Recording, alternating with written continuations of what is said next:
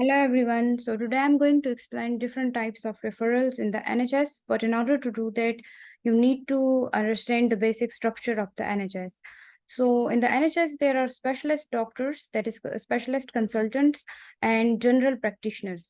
Now, the general practitioners, also called GPs, are the primary care doctor and are the first point of contact of the patient.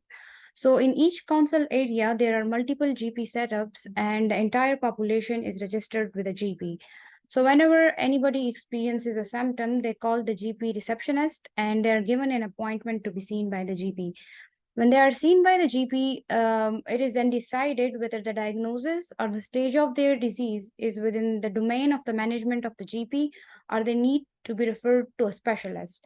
So if referrals is required, then the GP write a referral letter to the hospital um, for the patient to be seen.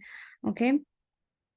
So a patient cannot directly access the specialist care, but they first need to go to the GP and the GP needs to write a formal referral letter to the hospital, and then the patient receives an appointment with the specialist by post. Okay.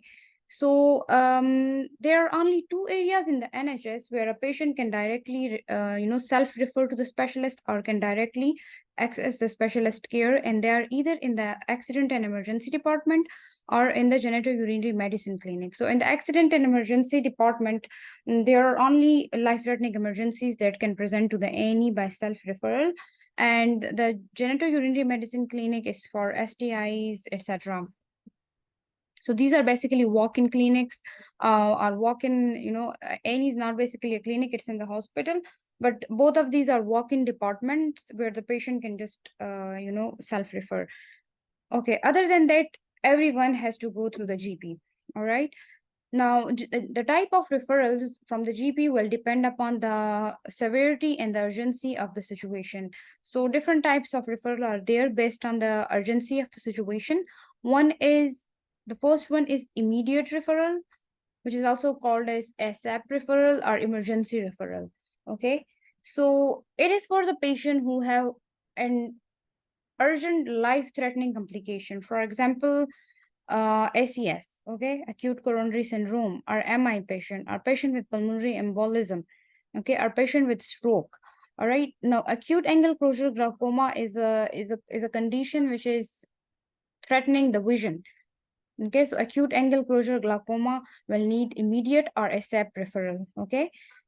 Something like giant cell arteritis, which are again threatening the vision, will need immediate referral. So any life-threatening emergency or limb-threatening emergency, like acute limb ischemia or vision-threatening emergency, they will need immediate referral. So they will be transferred from the GP clinic to the hospital by an ambulance ASAP. Okay. The second one is urgent same-day assessment. So this assessment is required to be done within 24 hours. Okay. It is for conditions like transient ischemic attack. The third one is urgent 2-week assessment. Okay, it is also called 2-week wait pathway, and it is for suspected cancer. All right. So whenever a GP suspects some, signs and symptoms which might points toward a suspected cancer, they will arrange an appointment for the patient to be seen by the specialist within 2 weeks, and it is called as urgent 2-week assessment pathway. And the fourth one is the routine referral. And routine referral is for all other conditions which are non-urgent. And in routine referral, the maximum wait time is within 18 weeks. So the patient needs to be seen within 18 weeks, and it can be at any point within, these 18 weeks. So this was a different type of referrals in the NHS, and I will also make videos on each topic, like in ENT, what referral should be immediate, what should be urgent, what should be routine, etc. Similarly for medicine, similarly for ophthalmology, gynae, pediatrics, and every other domain in the lab too, because for during the management, the one of the most crucial things that you need to know is how urgent this condition is and how urgent the referral should be.